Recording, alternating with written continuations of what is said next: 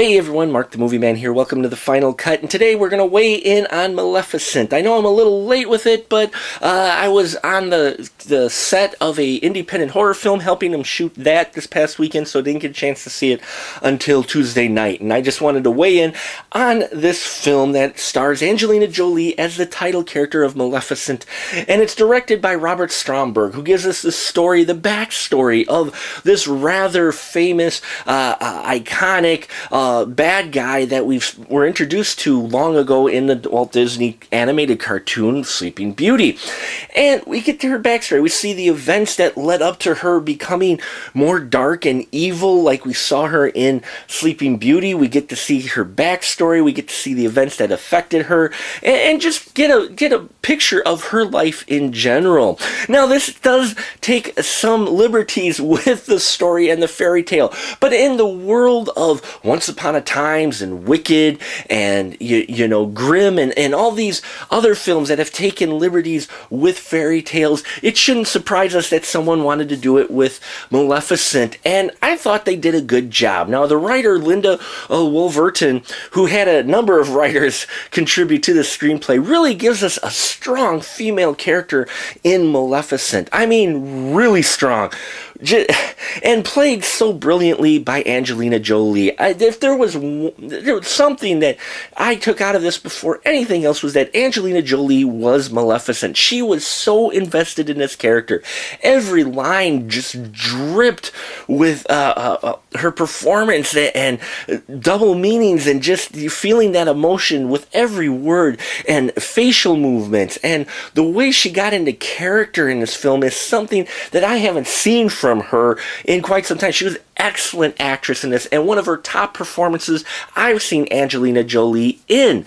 She also kind of just turned 39, my age, so hey, you know what? We got something else in common there. But side note, I don't know why I just mentioned that, but I will say Maleficent is Angelina Jolie, who is Maleficent. She's fantastic in this film, from when she's playing the younger self before she kind of turns evil to the evil version of her, to just everything. I just loved every scene she was in, and I didn't expect that, but I was. Every scene, she had the presence there and had me interested in what she was going to do or say. Now, she does have a good cast around her. One of them is Ella Fanning, who plays Aurora, who is like the exact opposite of evil Maleficent, and I really liked that, how Ella Fanning played her. She really played the bright and cheery Aurora almost at any time in the film. She was happy, and I liked that. It was a good counter character to the Maleficent character. There's also a great character in here,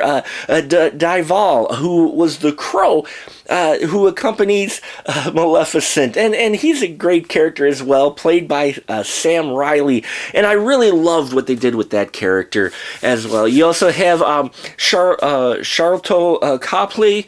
He's in here playing Stefan the King, who's obsessed with killing Maleficent. You've got your three fairies in here, just like you did in Sleeping Beauty, Flittle, Knotgrass, and Thistletwit, and those are played by Leslie Manville, Imelda Staunton, and Juno Temple fairly well. They're more CGI'd, and the CGI looked a little awkward with them, but on the whole, the CGI was handled well. I loved the land of the Moors, where Maleficent lives and protects. I loved that angle, and it's because Robert Stromberg, who directed this, he's done a lot of visual effects for films, a lot of them, so he knows how to handle special effects, and they're directed very well in this world that Maleficent grew up in, the Moors. I want to live there, okay? Fanciful creatures of all shapes and sizes, very unusual looking creatures, and also look for a couple of creatures in there that are odes to Fantasia. Gotta be odes to Fantasia. The water nymphs dancing, yeah, they're in this, and they looked great. I enjoyed it, okay? A very few spots where I thought that the special effects were poor. But again, too, this is a family film, okay?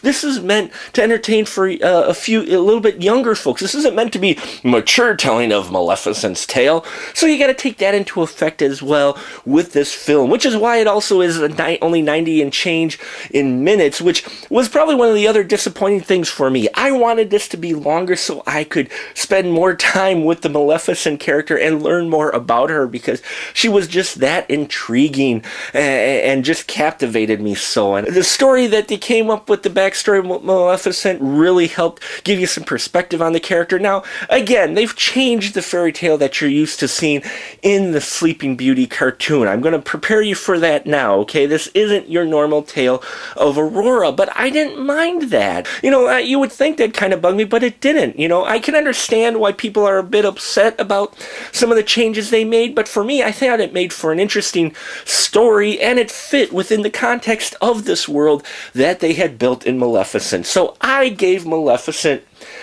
4 stubs. The more I think about this film, the more I realized how much I really just enjoyed this kind of dark yet whimsical film that was entertaining from start to finish for me. It's a family film, and I really enjoyed it, even for being a PG film. I know it's a surprise, but it's true. So I gave it 4 stubs. Some people may say, hey, that's a bit high, but for me, I came out of that film feeling I got my money's worth, was really enjoying the film, and it made me want to see more, which really, a good film will make you feel. So check out Maleficent. Definitely family friendly.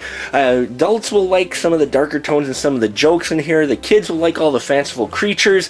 And I think just in general, it is worth your time. And that'll about do it for us here at The Final Cut. Till next time, folks, remember, keep that ticket stub.